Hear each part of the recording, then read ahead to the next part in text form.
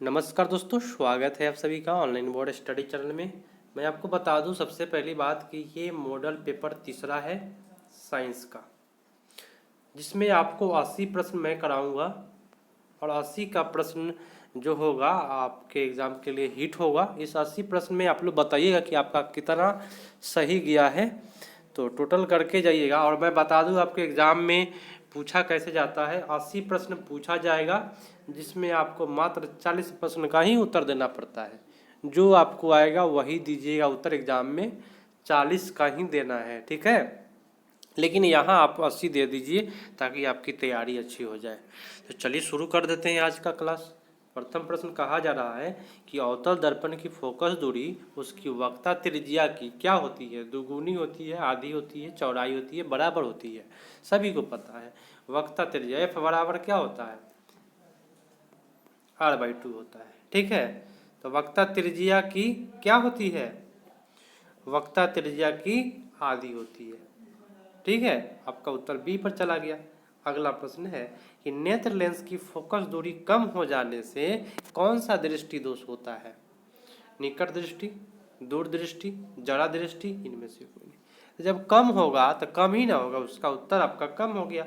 बोले तो निकट दृष्टि, अधिक होगा तो अधिक, ठीक है, दूरदृष्टि। याद रखिएगा इस पॉइंट को। अगला है कि लघु पतन के समय परिपथ में विद्युत धारा का मान बहुत कम हो जाता है, परिवर्तित नहीं होता है, बहुत अधिक बढ़ जाता है और निरंतर परिवर्तित होता है। देखिए, लघु पतन बोलते हैं शॉर्ट सर्किट। याद रखिएगा कि आपके घर में कहीं भी शॉर्ट लग जाता है तो धारा का मान क्या होगा? आग फेंकने लगेगा, तो आपका होगा बहुत अधिक बढ़ जाता है। चलिए मिलाते चलिए, आप लोग 80 प्रश्न है। निम्नलिखित में कौन सा पद विद्युत परिपथ में विद्युत शक्ति को निरूपित करता है? I²R, IR² VI और V²/R शक्ति को निरूपित नहीं करता है। नेगेटिव प्रश्न है, तो मात्र ए आपको नहीं करता है। R² वाला आपका गलत हो गया, याद रखिएगा। बाकी आपका शक्ति के निरूपित करता है, R² वाला गलत होता है। अगला प्रश्न, अभिनेत्र लेंस की फोकस दूरी में परिवर्तन किया जाता है। मान लीजिए आपका आंख है और आप सामने में आपका जो बुक है उसको देख रहे हैं, ठीक है, और कुछ दूरी पर कोई जा रहा है तो उसको भी आप देख लेते हैं। तो उसकी फोकस दूरी को कौन नियंत्रित कर रहा है कि आप दूर के नज़दीक के सब देख लेते हैं? पुतली द्वारा, दृष्टिपटल द्वारा, पक्षमाभी पेशी या परितारिका। तो याद रखिएगा, ऐसे प्रश्न का उत्तर आपका होगा फोकस दूरी को परिवर्तन करने का काम जो करता है पक्षमाभी मांसपेशियां करता है, जो सिकुड़ने और फैलने का काम करता है। चलिए, विद्युत मोटर परिवर्तित करता है। देखिए, मोटर आपके घर में होगा तो सबसे पहले आप स्विच ऑन कीजिएगा ना। तो जैसे ही आप स्विच ऑन कीजिएगा वैसे ही आपको क्या होगा? विद्युत ऊर्जा होगा, है ना, करंट जाएगा। और करंट जाने के बाद आपका मोटर लगेगा नाचने, और नाचना को हम बोलते हैं यांत्रिक ऊर्जा। उत्तर आपका बी पर चला जाएगा, ठीक है। चलिए अगला है कि विद्युत बल्ब के फिलामेंट किस तत्व का उपयोग होता है? आपके पास जो लाल वाला जो बॉल होता है, जो पीला कलर का जो मतलब कि उजाला देता है, 10 रुपया दाम था पहले, अब तो दाम बढ़ गया उसका। तो उसमें जो होता है वह टंगस्टन का फिलामेंट होता है, ठीक है, जिसका 3840 डिग्री आपको सेल्सियस उसका तापमान होता है, लगभग 3500 के बराबर। एक साधारण प्रिज्म में कितने सतह होते हैं? प्रिज्म जो देखे होइएगा, इस प्रकार से आप लोग पढ़े हैं, प्रिज्म जैसे 7 रंगों में विभक्त हो जाता है, उसमें पृष्ठ बताना है कि कितने पृष्ठ सतह होते हैं। याद रखिएगा 6, 4, 5, 3। तो प्रिज्म में जो सतह होता है वह 5 ही सतह होता है, ठीक है। अगला प्रश्न है कि प्रतिबिंब का आकार हमेशा वस्तु के बराबर है तो दर्पण कैसा होगा? उत्तल, अवतल, समतल, समतल या उत्तल। देखिए, जब वस्तु के बराबर होगा, याद रखने वाली बात है, तो सीधी सी बात है, घर में का आईना होगा। क्या आपका जो चेहरा है आप अपने आईना में देखते हैं तो क्या छोटा दिखाई देता है कि बड़ा दिखाई देता है? जो चेहरा है वही दिखाई देता है। तो वस्तु के बराबर हो गया। तो समतल दर्पण जो घर में हम लोग प्रयोग करते हैं चेहरा देखने के रूप में। अगला प्रश्न है कि विद्युत चुंबकीय प्रेरण की खोज किसने की। काफ़ी मज़ेदार प्रश्न है। मैक्सवेल, फैराडे, एम्पियर और फ्लेमिंग। तो विद्युत चुंबकीय प्रेरण अगर आता है तो फैराडे आप लोग करके आइएगा। विद्युत चुंबकीय प्रेरण की खोज फैराडे साहब की थी। अगला प्रश्न कहा जा रहा है कि आकाश का रंग नीला क्यों प्रतीत होता है। प्रकाश के अपवर्तन के कारण, प्रकीर्णन के कारण, परावर्तन के कारण, इनमें से कोई। नीला दिखाई प्रतीत होता है। प्रकीर्णन कहीं भी आए है ना, प्रकीर्णन ही होता है। नीला दिखाई देना, आकाशों का काला दिखाई पानी का सतह नीला दिखाई देना, ये सब जो होता है प्रकीर्णन के कारण होता है। ठीक है, चलिए अगला प्रश्न है कि सामान्य नेत्र अधिकतम दूरी कितनी दूरी तक के वस्तु को स्पष्ट देख सकता है। 25 मीटर, 2.5 मीटर, 25 सेंटीमीटर और अनंत। देखिए यहाँ पे कहा जा रहा है कि दूर की वस्तुओं को स्पष्ट देख सकता है, तो नज़दीक की तो चर्चा हो ही नहीं रही है। ठीक है, तो आपका होगा क्या, अनंत। मतलब आपसे पूछा जाए कि आप कितना दूर देख सकते हैं, तो कोई उसका ठीक है। आप तो चंद्रमा भी देख लेते हैं ना, सूरज भी देख लेते हैं, तो अनंत हो गया। अगला प्रश्न है कि लेंस की क्षमता का ऐसा ही मात्रक बताना है। यहाँ सेंटीमीटर है, यहाँ पे सेंटीमीटर इनवर्स है, और यहाँ मीटर इनवर्स है, यहाँ मीटर है। तो देखिएगा क्षमता बोले तो पावर बराबर 1/f।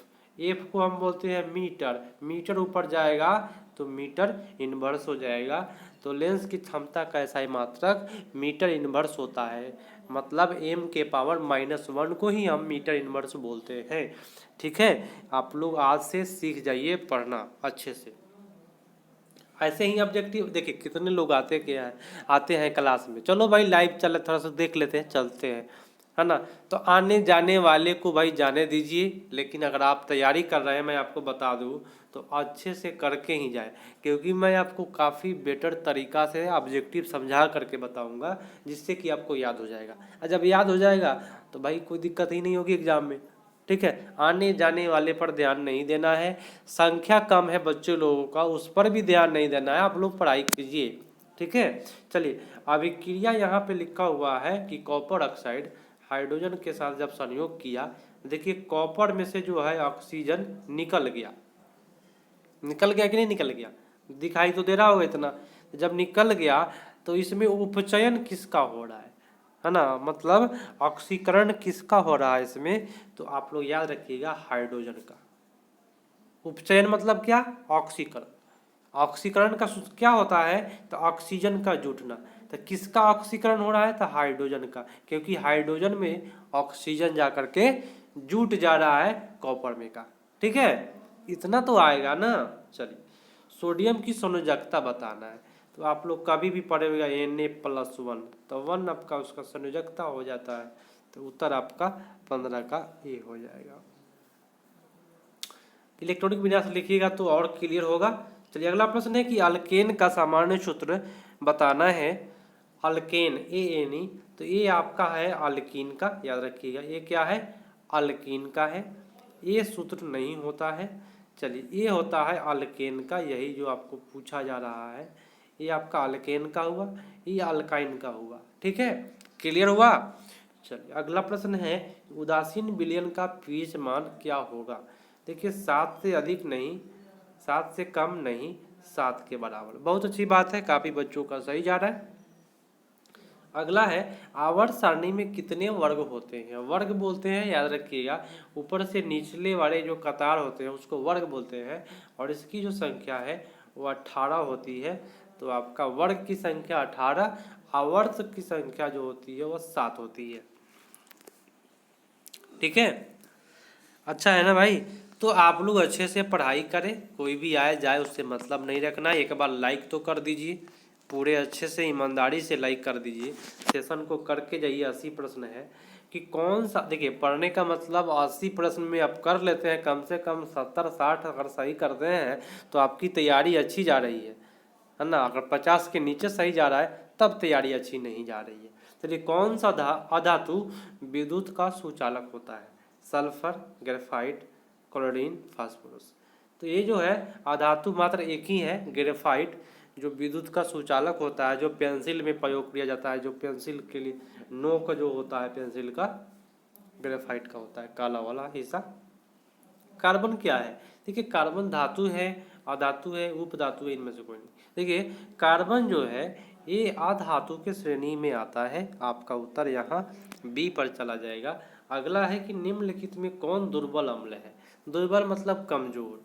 तो ये तो प्रबल अम्ल है, ये भी प्रबल अम्ल है, ठीक है, ये भी प्रबल अम्ल है, लेकिन यही आपका क्या है? दुर्बल अम्ल है। याद रखिएगा प्रबल अम्ल कितना हुआ? ये 3 है। यहाँ पे जो दिखाई दे रहा है ये हाइड्रोक्लोरिक एसिड, HNO3, इसको बोलते हैं नाइट्रिक एसिड, इसको बोलते हैं सल्फ्यूरिक एसिड, H2SO4। सभी का नाम मैं बता दिया, ये नाम भी पूछता है। ये सब प्रबल अम्ल है। अगला है कि पोटेशियम की परमाणु संख्या क्या है? 19 है, 20 है, 23 है, 35 है। तो 19 तो आपका होता है पोटेशियम का, तो यही आपका होता हो गया। 20 होता है आपको कैल्शियम का, ठीक है। 23 टाइटेनियम शायद देख लीजिएगा आप लोग। तो 19 आपका पोटेशियम का हो गया। निम्नलिखित में कौन मुख्यतः बायोगैस? बायोगैस हाइड्रोजन नहीं होता है, ये भी नहीं होता है, ये भी नहीं होता है। तो बायोगैस में क्या हो गया? मीथेन हो गया। उत्तर आपका 23 का बी पर चला गया। चलिए तैयारी कीजिए अच्छे से, पूरे ईमानदारी से पढ़ाई करके ही जाए। अगला है कि साधारण नमक का रासायनिक सूत्र क्या है? NaOH, ये तो बोलते हैं इसको कास्टिक सोडा, तो नमक हुआ नहीं, सोडा हो गया ही। ये हो गया कैल्शियम कार्बोनेट, इसको बोलते हैं क्या? धोवन सोडा का सूत्र होता है, संगमरमर का सूत्र होता है कैल्शियम सोडियम कार्बोनेट, ये भी नहीं होगा। तो लवण तो आप सभी को जानते हैं NaCl होता है। तो 24 का उत्तर आपका बी पर चला गया। किसी अभिक्रिया में भाग लेने वाले पदार्थ क्या कहलाते हैं? तो जो पदार्थ होते हैं उसको ऑक्सीकारक, अवकारक, अभिकारक, प्रतिफल। तो जो भाग लेते हैं, याद रखिएगा जो मैं बोल रहा हूँ, जो भाग लेते हैं उसको हम अभिकारक बोलते हैं। अब भाग लेने के बाद जो बनता है उसको प्रतिफल कहते हैं, ठीक है। चलिए यहाँ आपका सी हो जाएगा। कौन शून्य वर्ग का तत्व है? तो शून्य वर्ग में अक्रिय गैस आते हैं। कैल्शियम अक्रिय गैस नहीं है, बेरियम अक्रिय गैस नहीं है, लिथियम अक्रिय गैस नहीं है, हीलियम आपका अक्रिय गैस है। अक्रिय गैसों की संख्या जो होती है वह 6 होती है। Helium, neon, lithium, argon, krypton, xenon और रेडॉन, याद रखिएगा। अगला है स्वपोषी पोषण के लिए क्या आवश्यक है? आपको पता है कोई भी पौधा है कार्बन डाइऑक्साइड लेता है, जल भी लेता है, जरूरी है। क्लोरोफिल उसके पत्तियों में पाया जाता है, सूरज के प्रकाश की उपस्थिति में अपना भोजन बनाता है, और इसी को हम प्रकाश संश्लेषण कहते हैं। जब प्रकाश संश्लेषण होता है तो स्वपोषी होता है, तो उसी में होता है। उत्तर आपका सभी हो जाएगा। अगला है कि इनमें कौन प्रकाश संश्लेषी अंगक है? हरित लवक, ग्राना, पत्ती, स्ट्रोमा। देखिए प्रकाश संश्लेषी अंगक का काम कर रहा था, पत्ती होगा, जो पत्तियां है वही ना प्रकाश संश्लेष का अंग है। चलिए मनुष्य की शरीर की सबसे बड़ी ग्रंथि बताना है। यकृत है, अग्नाशय है, अंडाशय है, एड्रीनल है। मनुष्य की शरीर की सबसे बड़ी ग्रंथि, तो सबसे बड़ी ग्रंथि यकृत होती है। बहुत अच्छी बात है, काफी बच्चों का सही जा रहा है। पादप में जाइलम उत्तरदायी है। तो मैंने आपको बताया ट्रिक, जैसे जाइलम जैसे जल, तो जल का वहन के लिए आपका उत्तर फर्स्ट वाला ही सही चला जाएगा, ठीक है। तो ये ट्रिक था मेरा, और ये पूछता है एग्जाम में 100%। अगला है कि एक कोशिकीय शैवालों में जल का परिवहन होता है परासरण द्वारा, चालनी नलिका के द्वारा, विसरण द्वारा, इनमें से कोई नहीं। शैवालों में, ठीक है, तो विसरण की क्रिया के द्वारा जो होता है वो जल का परिवहन होता है। उत्तर आपका सी हो जाएगा। मछली के हृदय में कोष्ठों की संख्या पूछा जा रहा है। 2 होता है, 3 होता है, 4 होता है, केवल 1 होता है। तो मछली के हृदय में कोष्ठों की जो संख्या होती है वह 2 होती है, ठीक है। अगला है कि निम्नलिखित में कौन सा एमिनो अम्ल के विखंडन से बनता है? तो carbon dioxide, carbon monoxide, ammonia, और बी और सी दोनों। तो एमिनो अम्ल के विखंडन से जो बनता है, याद रखिएगा बी और सी दोनों हो जाएगा, मतलब कार्बन मोनोऑक्साइड और अमोनिया भी। ऑक्सीजन, ऑक्सीजन, ऑक्सीजन पूछा जा रहा है। ऑक्सीजन हार्मोन है, वासा है, जाइलम है, कार्बोहाइड्रेट है? नहीं, ऑक्सीजन क्या है? हार्मोन है, पादप माने पौधा वाला हार्मोन है। अगला है कि एक नर हार्मोन बताना है। इसमें एड्रिनल है, थायरोक्सिन है, एस्ट्रोजन है, टेस्टोस्टेरोन है। तो नर और मादा, तो एड्रिनल ये सब में बताना है, थायरोक्सिन नहीं होगा, एस्ट्रोजन नहीं होगा। ये दो में बताना ए और डी में कौन सा सही जाएगा। तो एड्रिनल एड्रेनालिन भी नहीं होगा। टेस्टोस्टेरोन मतलब ये पुरुषों में पाया जाता है, टेस्टोस्टेरोन वुमेन में पाया जाता है। उत्तर आपका डी हो गया। अगला है कि इनमें कौन सा अलैंगिक जनन की विधि है? विखंडन, मुकुलन, द्विविखंडन, इनमें से सभी। अलैंगिक जनन का विधि बताना है, कौन है? सब हो जाएगा, विखंडन मुकुलन सब आते हैं। अगला है कि पराग कोश में होते हैं बाह्य दल, अंडाशय, अंडा, परागकण। पराग कोश में परागकण होते हैं, ठीक है। तो ऐसे प्रश्न तो कोई गलत करेगा ही नहीं। आनुवांशिक गुणों का संदेश होता है डीएनए अणु में, जीव द्रव्य में, तंत्रिका में, मस्तिष्क में। आनुवांशिक गुणों का संदेश जो होता है वो आपका होगा डीएनए अणु में। अगला प्रश्न है कि किस वैज्ञानिक को आनुवांशिक का पिता कहा जाता है? अरस्तु, Geiger, John Mendel, Robert Hooke, इनमें से कोई नहीं। आनुवांशिक का पिता, तो आनुवांशिक का पिता इसमें गेगर जॉन मेंडल हो जाएगा। आपका उत्तर बी पर चला जाएगा। अगला प्रश्न है कि हाइड्रिला पौधे में रंध्र कहाँ पाया जाता है? पत्तियों में, ताना में, पत्ती एवं ताना दोनों पर, इनमें से कोई नहीं। हाइड्रिला पौधों में रंध्र कहाँ पाया जाता है? तो रंध्र जो होता है इसमें नहीं होगा कोई भी, ठीक है। अगला प्रश्न, अगला प्रश्न है कि प्रकाश के अपवर्तन के कितने नियम होते हैं? 1, 2, 3, 4, सभी को पता है 2 नियम होते हैं। अगला प्रश्न है कि प्रकाश के परावर्तन के कितने नियम होते हैं? बस सेम है, प्रकाश के परावर्तन के भी 2 नियम होते हैं, ठीक है। चलिए अगला है कि सरल सूक्ष्मदर्शी में किसका प्रयोग होता है? अवतल दर्पण, उत्तल दर्पण। देखिए लेंस का प्रयोग होता है, सीधी सी बात है। तो दर्पण तो होगा नहीं, आपका 2 ऑप्शन गलत हो गया, ठीक है। तो इसमें आपका होगा उत्तल लेंस का प्रयोग होता है। 43 का उत्तर आपका डी पर चला गया। अगला है कि जो निकट की वस्तु को साफ नहीं देखेगा वो तो दूर के देखेगा, देखेगा ना। जो निकट के वस्तु को साफ नहीं देख सकता तो वो दूर का देखेगा। तो दूर का देखेगा तो दूर दृष्टि दोष हो जाएगा। निकट का नहीं देख रहा है मतलब वो जो व्यक्ति है दूर का देखेगा तो दूर दृष्टि दोष। अपने मन में सोचना है। अगला है कि मानव नेत्र में किसी प्रकार का लेंस नहीं होता है। अवतल लेंस होता है नहीं, उत्तल लेंस होता है। ये तो सही बात है, मानव नेत्र में एक उत्तल लेंस होता है, याद रखना है आप सभी को। अगला है कि मानव नेत्र का प्रतिबिंब किस भाग पर बनता है? कॉर्निया, आइरिस, रेटिना, पुतली। सभी को पता है रेटिना पर बनता है। अगला है कि लघु पतन के समय मतलब शॉर्ट सर्किट के समय घर में जो शॉर्ट लग जाता है धारा का मान क्या होगा? बहुत अधिक हो जाएगा, ठीक है, जिससे आग निकलने लगती है। अगला है कि देखिए यहाँ पे लिखा है 220 वोल्ट 2 एम्पियर की धारा प्रवाहित कीजिएगा तो प्रतिरोध ज्ञात कीजिए। तो प्रतिरोध तो 2 से आप भाग कर दीजिए, 2 से जब भाग कीजिएगा तो 110 ओम हो जाएगा प्रतिरोध उसका, हो जाएगा ना। तो 48 का उत्तर आपका बी पर चला गया। अगला है कि R ओम वाले प्रतिरोध को इन प्रतिरोधों को समांतर क्रम में जोड़ा गया। तो समांतर क्रम में समझते हैं, मतलब बाटा में N/R लिख दीजिए, ठीक है। क्या लिखिएगा? N/R। तो उत्तर आपका 49 का बी पर चला जाएगा, लेकिन नहीं, एक सेकेंड, ये आपका उत्तर होगा। इसको कैलकुलेशन करना पड़ेगा तब आपको पता चलेगा NR। चलिए अगले प्रश्न पर आते हैं। प्रश्न है कि विद्युत धारा का प्रबलता का ऐसा ही मात्रक बताना है। ये काफी हिट प्रश्न है। एम्पियर, वोल्ट, ओम, जूल क्या होता है बताइए आप सभी कोई। प्रबलता का ऐसा ही मात्रक क्या होता है? एम्पियर। विद्युत धारा का ऐसा ही मात्रक।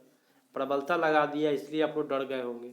धारा मापने के यंत्र को क्या कहते हैं? Metre, voltmeter, coulomb, ampere. तो जो धारा मापता है तो उसको एमीटर बोलते हैं, आमीटर। ठीक है, तो 51 का उत्तर आपका ए पर चला जाएगा। अगला है कि प्रतिरोध का ऐसा ही मात्रक पूछा जा रहा है, सभी को पता है प्रतिरोध का क्या ओम होता है, तो 52 का उत्तर जो हो जाएगा आपका सी हो जाएगा। अगला है कि पवन विद्युत जनित्र में पवन ऊर्जा की चाल कम से कम कितनी होनी चाहिए। जो पवन ऊर्जा पर जो बिजली बनता है तो उसके लिए 15 किलोमीटर प्रति घंटा लिख लीजिए, ये अबकी बार एग्जाम में 100% आएगा, 15 किलोमीटर प्रति घंटा वाला, याद रहेगा ना। चलिए, कौन सा बायोगैस ईंधन का स्रोत नहीं है। लकड़ी, गोबर गैस, नाभिकीय ऊर्जा, कोयला। बायोगैस का नहीं है स्रोत, तो इसमें आपका नाभिकीय ऊर्जा नहीं है। ये भी प्रश्न हिट है, आएगा एग्जाम में।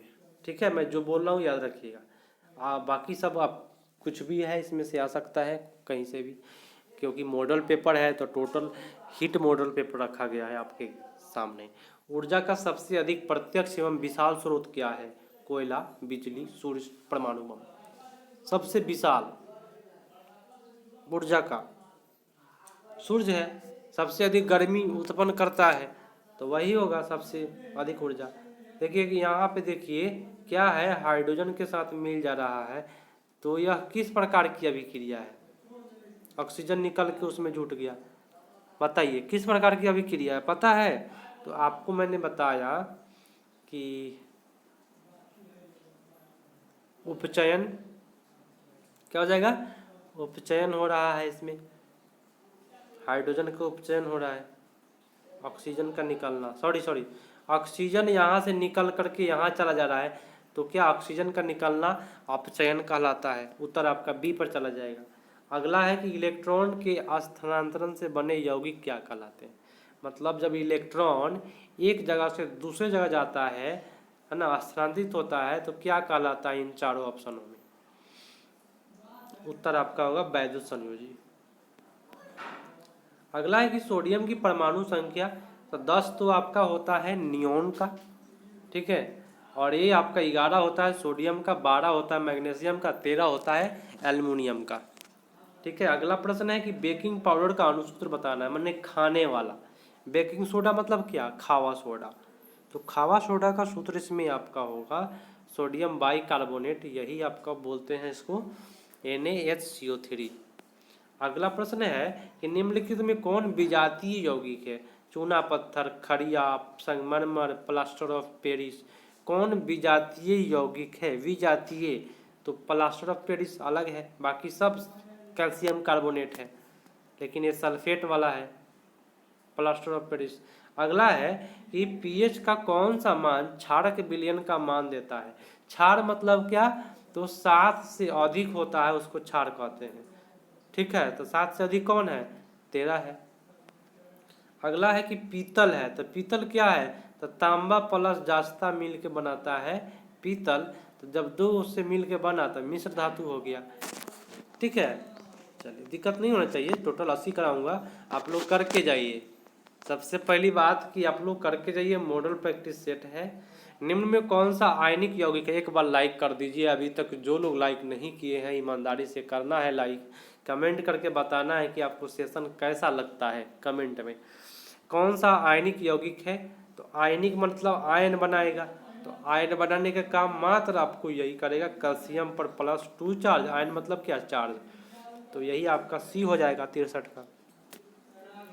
अगला है सुनिएगा कि निम्न में कौन सा पदार्थ ऑक्सीजन से संयोग नहीं करता है। तांबा, सोना, जिंक, पोटेशियम। सोना किसी से संयोग नहीं करेगा, ठीक है, सोना सोना होता है। अगला प्रश्न है कि सरलतम हाइड्रोकार्बन, मतलब पहिलका हाइड्रोकार्बन आप लोग जब पढ़ते होइएगा वो मीथेन ही पढ़े होइएगा, CH4 बोलते हैं उसको। अगला प्रश्न है कि कार्बन डाइऑक्साइड के संयुग से क्या बनता है। जब एक सेकेंड, कार्बन और हाइड्रोजन के संयोग से, कार्बन और हाइड्रोजन मतलब क्या, हाइड्रोकार्बन, क्या बोलेंगे उसको, कार्बन हाइड्रोजन, तो हाइड्रोकार्बन। नेक्स्ट प्रश्न है कि CO2 गैस की उपस्थिति बताना है। वायुमंडल में कितना % होता है CO2, मतलब कार्बन डाइऑक्साइड, तो उत्तर आपका 0.03% आपका सी हो जाएगा। ओजोन के एक अणु में परमाणुओं की संख्या होती है 1, 2, 3। ओजोन का सूत्र होता है O3, उत्तर आपका सी हो जाएगा। अगला प्रश्न है कि आवर्त सारणी में कितने आवर्त होते हैं। मैंने आपको बताया था आवर्त की संख्या जो होती है वह 7 होती है, वर्ग की संख्या आपको 18 होती है। हीलियम कैसा तत्व है? अक्रिय, क्रियाशील, सक्रिय, उदासीन। तो हीलियम तो अक्रिय गैस है, याद रहेगा ना, हीलियम अक्रिय गैस है। अगला है कि ऑक्सीजन, ऑक्सीजन क्या है? वासा है, एंजाइम है, कार्बोहाइड्रेट है? नहीं, ऑक्सीजन क्या है? हार्मोन है। अगला है कि मनुष्य के विरिक से संबंधित है पोषण, श्वसन, उत्सर्जन, परिवहन। पोषण होगा नहीं। विरिक का क्या कार्य है? तो विरिक का काम है उत्सर्जन करने का, उत्तर आपका सी हो जाएगा। अगला है कि मानव में डायलिसिस थैली क्या है? Nephron, neuron, mitochondria? कोई नहीं। तो ये तो आपका 2 हट गया। न्यूरॉन तंत्रिका तंत्र की इकाई होती है, तो डायलिसिस थैली का काम जो करेगा नेफ्रॉन करेगा, तो 73 का उत्तर आपका ए हो जाएगा। अगला है कि भोजन का पचना किस प्रकार की अभिक्रिया है? ऑक्सीकरण कहलाता है। भोजन का पचना ऑक्सीकरण कहलाता है, और ऑक्सीकरण को ही हम उपचयन बोलते हैं। क्या बोलते हैं? उपचयन बोलते हैं। इतना माइंड में याद रखना है, उपचयन वाला जो प्रश्न है आपके एग्जाम में एक आ जाएगा।